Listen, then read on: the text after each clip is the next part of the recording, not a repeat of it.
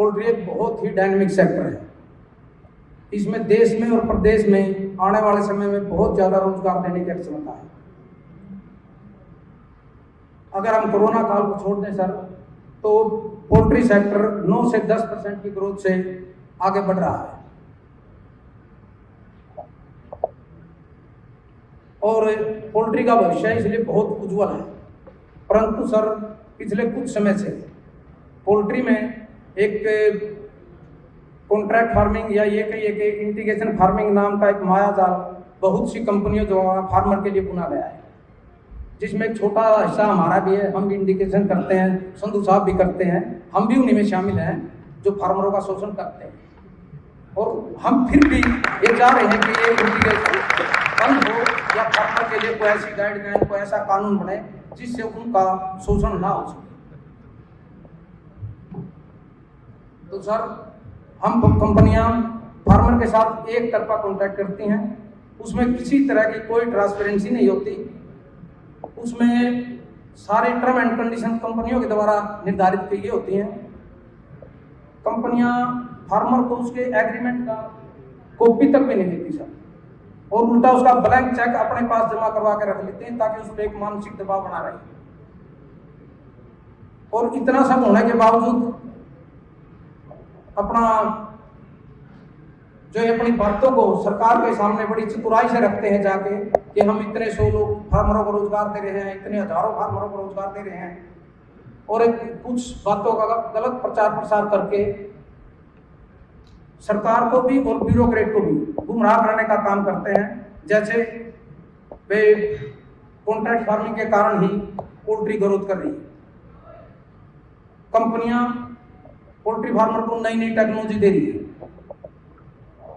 और कंपनियां तैयार माल को बर्ड सेल करने के सिस्टम को डेवलप कर रही है। मैं कहूँगा सर, ये सारी बातें बिल्कुल निराधार हैं। इन चीजों में रत्ती भर भी योगदान नहीं है। इनकी तो छोड़िए सर, ब्रायलर फार्मर को तो कभी ना केंद्र सरकार की ना किसी राज्य सरकार की कभी भी किसी स्कीम का हिस्सा ये रहे ही नहीं।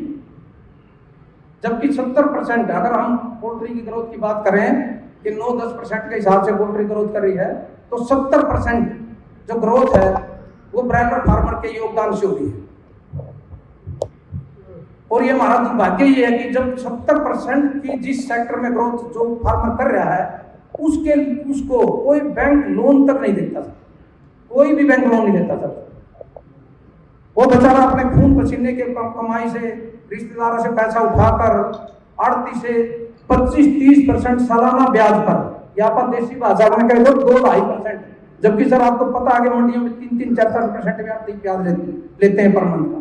लेकिन हम फिर भी ये कहेंगे 25-30% के सालाना ब्याज पर वो ऋण उठा के अपने फार्म बनाता था, और वो 25-30% की दर का जो ब्याज और मूल दे के भी ग्रोथ कर रहा था। पहले 1000-2000 बढ़ के फार्म से शुरुआत की, बड़े बड़े फार्म बनाए, अपने ग्रोथ के हिसाब से 5-10 लोगों को रोजगार भी दे रहा था। लेकिन सर, इंटीग्रेशन आने के बाद उसको अपना पेट पालना ही मुश्किल हो रहा है। हमने उसको चोर बना दिया है। या तो वो बिजली चोरी करता है, या कंपनी का फीड बेच के अपना पेट पालता है, या कंपनी के बर्ड बेच देता है। तो इस हालात में सर टेक्नोलॉजी की बात करना कहाँ उचित है। उसे तो अपना पुराना इंफ्रास्ट्रक्चर ही संभालना मुश्किल हो रहा है, उसका ऐसा उस पर बोझ बन गया था। अब आती है बात सर बर्ड सेल मार्केट डेवलप करने की। जब ये कंपनियां शुरू में आई, इन्होंने सरकारों को बड़े बड़े ख्वाब दिखाए, इतना इन्वेस्टमेंट आएगा, हम लोग बड़े बड़े प्रोसेसिंग प्लांट लगाएंगे, बड़े बड़े फर्दर प्रोसेस के यूनिट लगाएंगे। उसके बाद हुआ क्या सर? कुछ नहीं। आज भी ये जिस प्रकार से फार्मर गली कुचे में ओपन मार्केट में ट्रेडरों को माल बेच रहा है, ये भी उसी तरह से माल बेच रहे हैं। और माल ही नहीं बेच रहे सर, उल्टा जो ओपन फार्मर है, जो स्वतंत्र फार्मर है, उसके साथ कंपटीशन कर रहे हैं, उससे लागत से भी कम मूल्य में माल बेच रहे हैं। अब यह बात है कि वो अपना माल कम मूल्य में क्यों बेचेंगे, कोई कंपनी अपना नुकसान क्यों करेगी, इसके बारे में मैं थोड़ा आगे डिस्कस करूंगा सर। तो ये इंटीग्रेशन में फार्मर का शोषण तो कर ही रहे हैं, साथ ही साथ ये लोग स्वतंत्र फार्मर को खत्म करने का षड्यंत्र भी रच रहे थे। अब बात आती है सर फार्मर इनके पास जाता क्यों है? सर पहले मार्केट जो होती थी वो 3-4 महीने तेज चलती थी, 1-1.5 महीना मंदी चलती थी। तो हर धंधे में 15-20% लोग होते हैं जो या तो बिल्कुल सेफ साइड रह के काम करते हैं या सक्सेसफुल नहीं हो पाते। तो जब मंदी मार्केट आती थी 15-20% लोग माल डालना बंद कर देते थे और फिर 1-1.5 महीने बाद मंडी ठीक हो जाती थी। इन्होंने कंपनियों ने सब पहले उन 15-20% लोगों को टारगेट बनाया और जो मार्केट में गैप आता था जिसके कारण मार्केट ऊपर उठ जाती थी, इन्होंने उस मार्केट के गैप को खत्म कर दिया और जो मंदे का दौर है वो ज्यादा लंबा चलने लगा और धीरे धीरे साल दर साल फार्मर 2-4% टूट के वो इनके नीचे आते चले गए। तो सर इस प्रकार इनका एक ही उद्देश्य है कि सारे पोल्ट्री फार्मर खत्म हो और ये इंटीग्रेशन के उसमें आए और ये इनके नीचे आके काम करे। फार्मर इस प्रकार की कोई चीज रहे ही ना जो इनका कंपटीशन आगे आने वाले टाइम में कर सके। अब ये इंटीग्रेशन करते कैसे हैं सर? इनका इंटीग्रेशन का एक बहुत ही अपना फंडा इनका बिल्कुल क्लियर है। ये चिक्स देते हैं, फीड देते हैं और कभी कभी जब मंडी तेज हुई तो दवाई दे दी, नहीं तो दवाई भी टाइम पे देते ही नहीं, क्योंकि अब शेयर बढ़ेगी तो फार्मर की बढ़ेगी, पैसा कट जाएगा, इनका कोई नुकसान ना हो। एक सिस्टम इन्होंने बना रखा है। तो ये कंपनियां फार्मर को जैसे इनका काम होता है कि फीड दिया, चिक्स दिया, दवाई दी और फार्मर का काम होता है कि उस बर्ड को ग्रो करे और इनको दे दे। यानी कि वो बर्ड फार्मर का नहीं है, वो बर्ड कंपनी का है। कंपनी उसको मार्केट में बेचेगी, उसका जो भी लॉस प्रॉफिट होगा वो कंपनी का होगा, उसका फार्मर से कोई सरोकार नहीं। तो सही तो बात यह है सर कि ये कॉन्ट्रैक्ट फार्मिंग है ही नहीं, ये जॉब वर्क है। क्योंकि कॉन्ट्रैक्ट फार्मिंग तो वो होती है सर, जैसे हम आलू की खेती करते हैं तो हम जब भी किसी कंपनी से कॉन्ट्रैक्ट करते हैं तो पैदा जब भी फसल बिजाई करनी है हमने, उससे पहले हम कॉन्ट्रैक्ट कर लेते हैं कि हमारा आलू वो 15 रुपए किलो लेगा, 14 रुपए किलो लेगा, 16 रुपए किलो लेगा। वो एग्रीमेंट साइन हो जाता है। कंपनी हमारे को एक अच्छी क्वालिटी का सीड देती है सब्सिडाइज रेट पर और टाइम टू टाइम हमारे खेत में टेक्निकल आदमी आते हैं, हमारे को बताते रहते हैं भाई अब ये करना है, अब ये स्प्रे करना, अब ये दवाई देनी है। और जब पैदावार होगी तो हमारा 15 रुपए किलो में खेत से उठा के सारा का सारा ले जाते हैं और हमारे को जो सारा फायदा है नुकसान हो हमारा अपना है। तो ये होता था कॉन्ट्रैक्ट फार्मिंग। लेकिन यहाँ तो वो हमारे को कहते हैं कि आप बर्ड ग्रो करो और हम आपको 8-9 रुपये 10 रुपये किलो देंगे। और कभी कभार सर जब साल में अब तो मार्केट होती है 10-20 दिन तेज है, कभी कभार या 10 दिन आ गई, 3 महीने 4 महीने मंदी रहेगी, फिर 10 दिन आ गई, फिर 3 महीने मंदी रहेगी। तो ये उस दौरान जब इनको 60-70 रुपये बर्ड की बचत होती है, ये सारे पोल्ट्री सेक्टर के आदमी बैठे सर मैं को गलत नहीं कर रहा, 60-70 रुपये बर्ड भी बचता है, कंपनी करोड़ों बर्ड डालती है। तो जब 60-70 रुपये बर्ड की जब मार्केट आती है तो ये उसको इंसेंटिव वगैरह दे के कुछ फार्मरों को, वो कुछ भाग्यशाली फार्मर होंगे जिनका उस दौरान नंबर पड़ेगा, उनको इंसेंटिव वगैरह दे के 13, 14, 15 रुपए किलो तक भी एक रेफरेंस को आधार बनाने के लिए, दिखाने के लिए, ये मंत्री जी को दिखाना है या कहीं दिखाना है, देखिए 15 रुपए किलो भी दे रहे तो झूठ बोल रहे हैं। ये तो जब कोई फार्मर अच्छी परफॉर्मेंस ही नहीं देगा तो हम क्या कर सकते हैं।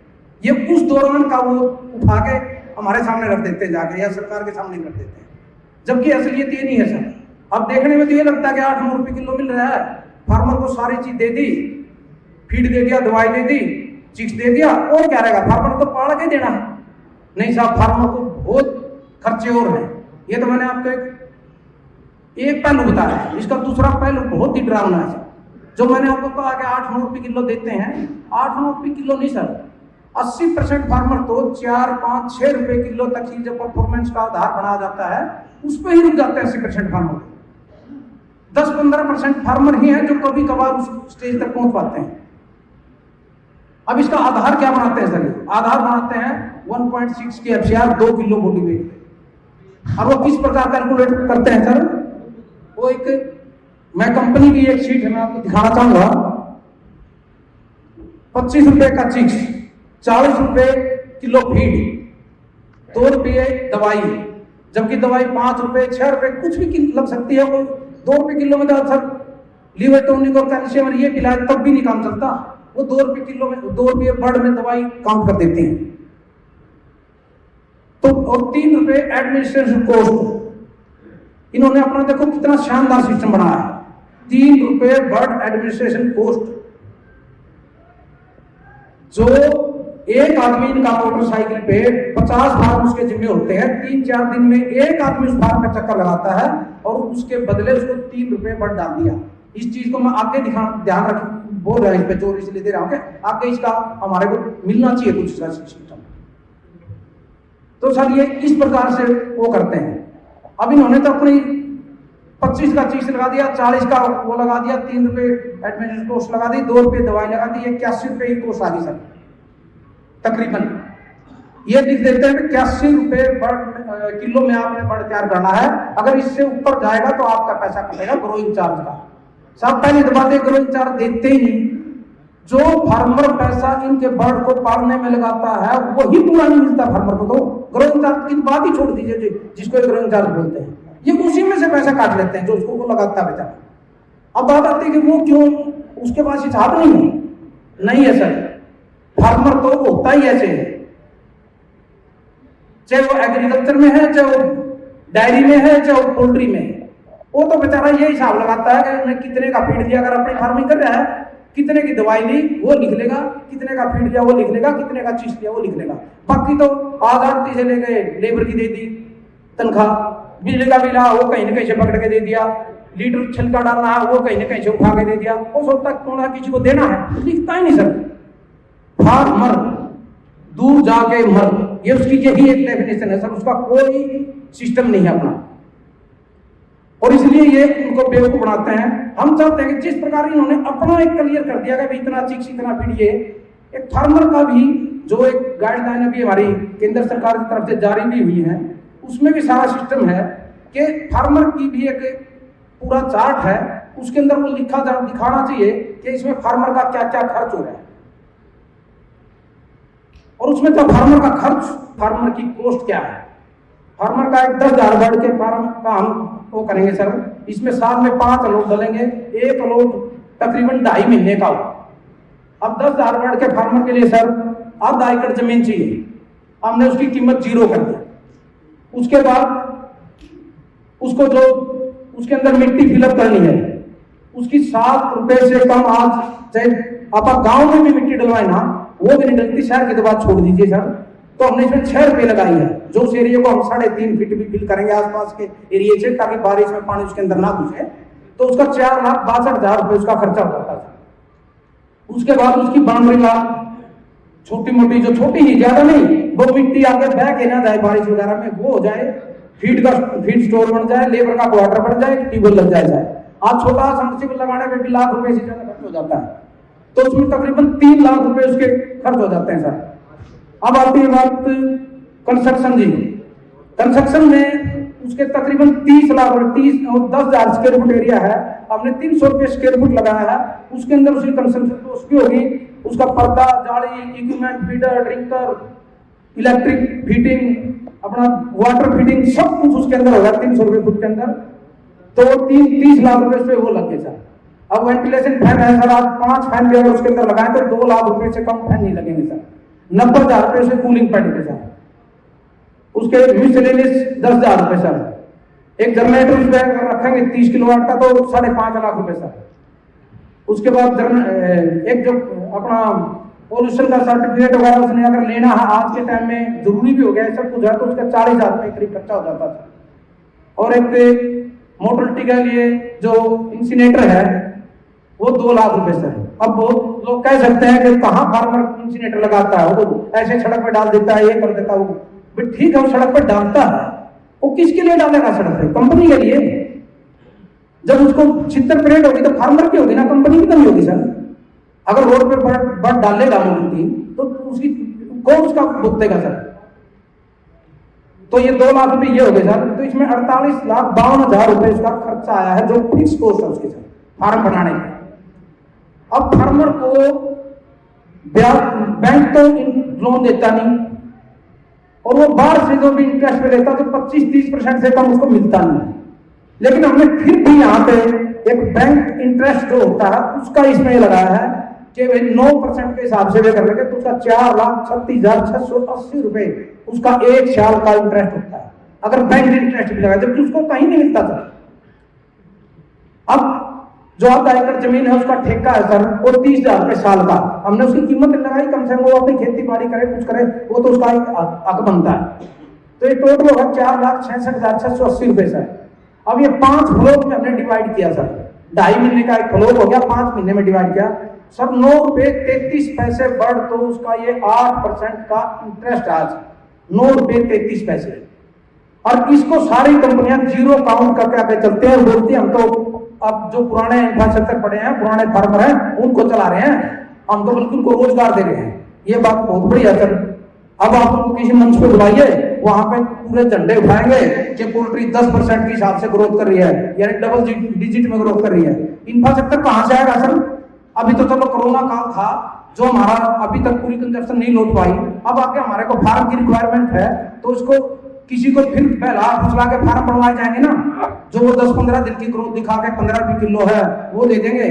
किसी को पता है नहीं, वो तो सोचता बेचारा कि फीड दे देगी, चिक्स दे देगी, कंपनी दवाई दे देगी, तंत्र पालना हो फार्म बना देता है और फंस जाता है, क्योंकि वो ये हिसाब से लगाता ही नहीं, ना कहीं उस एग्रीमेंट में लिखे होते हैं। तो सर ये तो है कॉस्ट फिक्स। अब आती है वेरिएबल कॉस्ट जो फार्मर खर्च करता है।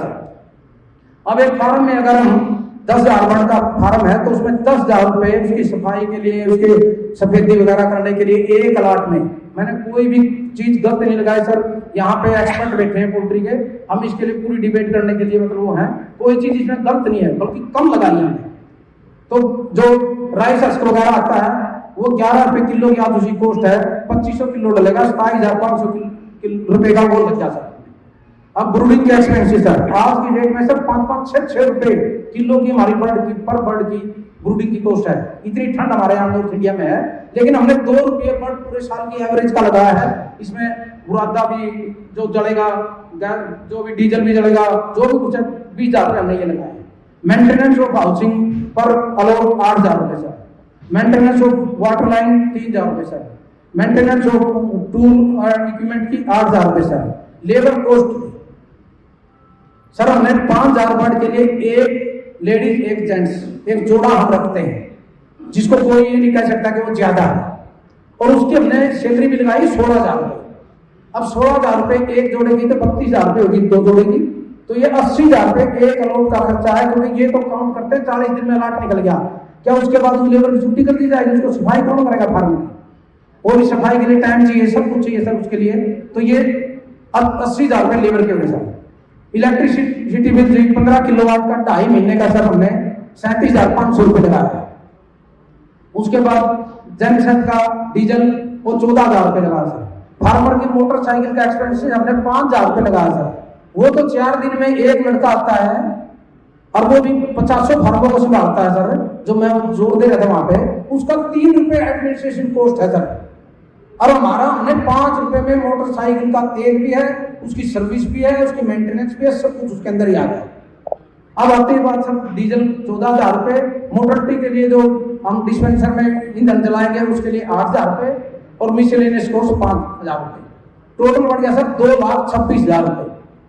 अब हमने इसमें 7% मोटरटी काउंट की है पूरे साल की एवरेज सर, और 2 किलो का बर्ड हर फ्लोट में 5 के 5 फ्लोट, जो पॉसिबल नहीं है सर। आजकल भी आप अगर सर्वे करवाओ तो 50% फार्मों पे बर्ड 1200 ग्राम 1400 ग्राम से फालतू नहीं निकल पा रहा, क्योंकि वायरल बीमारी जो कुछ भी है उसकी उससे वो कंडीशन खराब हो रही है। तो हमने 7 फ्लोट फिर भी उसके हिसाब से लगाए थे 7% मोटरटी, और 2 किलो का ही होता रहा बर्ड। तो एक 9300 किलो, एक 9300 बर्ड हो गए सर एक लोट में। 18,600 किलो माल हमारा एक लोट में बिका, और जो कॉस्ट आई इसकी 12 रुपये 15 पैसे केजी। तो फार्मर ने खर्च किया उसके ऊपर खर्च किया, यानी 24 रुपये बर्ड। तो आगे थोड़ा तो इसमें सर जैसे 9 रुपये 33 पैसे तो हमने उसका इंटरेस्ट लगाया, 24 रुपये 30 पैसे बर्ड की फार्मर ने उसमें खर्चा किया। और अगर जो फार्म उसने बनाया है सर, हमने कम से कम इतना हक तो होना चाहिए कि जैसे इंडस्ट्री में सब किसी चीज में 12 और 15% का डेप्रिसिएशन डलता है, हमने इसमें टोटल 10% के हिसाब से डाला है। तो 11 रुपये 65 पैसे पर बर्ड का पर अलोट का डेप्रिसिएशन होता है, तो 45 रुपये 28 पैसे पर बर्ड पर अलोट इसमें फार्मर का खर्च होगा सर। ये कंपनी की हम नाम नहीं लेंगे, हमने इसमें छुपा रखा है सर, लेकिन ये असलियत है, रिपोर्ट में हम दिखा सकते हैं। अब देखिए सर, इसमें 25,000 बर्ड के करीब है सर इस उसमें, और इसमें FCR आ गई उसकी जी 2.05, और इसमें फार्मर को मिला सर ₹1.77 किलो, यानी कुल 58,000 रुपए, नीचे दिखाओ थोड़ा, 58,000 रुपए मिले हैं। इन्होंने अपनी कॉस्टिंग इसमें कर रखी है, देखिए सर एक साइड में लिखा हुआ इनका स्टैंडर्ड प्रोडक्शन कॉस्ट 81 रुपए 75 पैसे, और प्रोडक्शन कॉस्ट आई 104 रुपए, ये 22 रुपए 83 पैसे फार्मर के खाते में डल गए सर। अब उसको मिला 58,000 रुपए सर, 58,000 रुपए 24,000 बर्ड के फार्म में। मैंने 10,000 की कॉस्टिंग दिखाई सर। क्या करेगा सर फार्मर? चोरी करेगा, क्या करेगा? नहीं करेगा, थोड़ा तो सर हम चाहते हैं कि इस पे ट्रांसपेरेंट कानून बने, जो आपने हमारे को वायदा भी किया है कि आपका काम जरूर करेंगे, और उसमें ये सारी चीजें क्लियर हो, जो ये टेबल में हम दिखाना चाह रहे हैं। ये टेबल है जो गवर्नमेंट ऑफ इंडिया की गाइडलाइन में भी है, जो मैंडेटरी है, वहां से उन्होंने किया है कि ये चिक्स स्पॉन्सर करे कंपनी, उसका वो चाहे 40 रुपए लगाए, चाहे 20 रुपए लगाए, चाहे 0 लगाए, हमने कोई मतलब नहीं। फीड का जो लगाए, हमने कोई मतलब नहीं सर। वैक्सीन दवाई उसकी है, वो जितनी दे, टाइम पे दे ना दे, उसका मतलब है। हमने जो किया सर, लीटर के जो लेबर का खर्चा किया हमने, वो उसी हिसाब से किया जो मैंने आपको बताया कि उसमें 8 रुपए पर बर्ड का लेबर का खर्चा आता सर, 2 रुपए 75 पैसे उसमें जो लीटर और 60 डस्ट का खर्चा है सर, ईटिंग का जो ब्रूडिंग का 2 रुपए सर, लाइटिंग और इलेक्ट्रिसिटी बिल और डीजल वगैरह का 6 रुपए सर, 10 पैसे वाटर ट्रीटमेंट के सर, 20 पैसे अपने डिसइंफेक्शन वगैरह के सर, 50 पैसे बायोसिक्योरिटी अरेंजमेंट के सर, 9 रुपए 33 पैसे उसकी जो इन्वेस्टमेंट है फिक्स उसका इंटरेस्ट सर, और आगे जो ये 11 रुपए 65 पैसे हमने लिख रखा जो अकॉर्डिंग टू इंडस्ट्री नॉर्म के डेप्रिसिएशन डले 11 रुपए 65 पैसे, maintenance of the house cost 80 पैसे, और maintenance of water lines and feeding lines 30 पैसे, maintenance of tool and mechanic 80 पैसे, मोर्टलिटी मैनेजमेंट 80 पैसे, interest cost of the working capital, जो फार्मर ने कंपनी का बर्ड तैयार करने के लिए जो पैसा लगाया, वो उसका भी तो कुछ इंटरेस्ट लगना चाहिए सर, वो भी हमने 50 पैसे, अब मिसलेनियस कॉस्ट 50 पैसे, और मोटरसाइकिल का पेट्रोल वगैरह उसकी मेंटेनेंस वगैरह 1 रुपया सर। ये 45 रुपए 23 पैसे तो फार्मर ने खर्च किया। उसको देखते क्या है कंपनियां, जो कहते हैं ग्रोइंग चार्ज, जो ग्रोइंग चार्ज नहीं सर, ये दिया उन्होंने 9 रुपए किलो 18 रुपए। ये फार्मर कहां से करेगा सर? चोरी करेगा।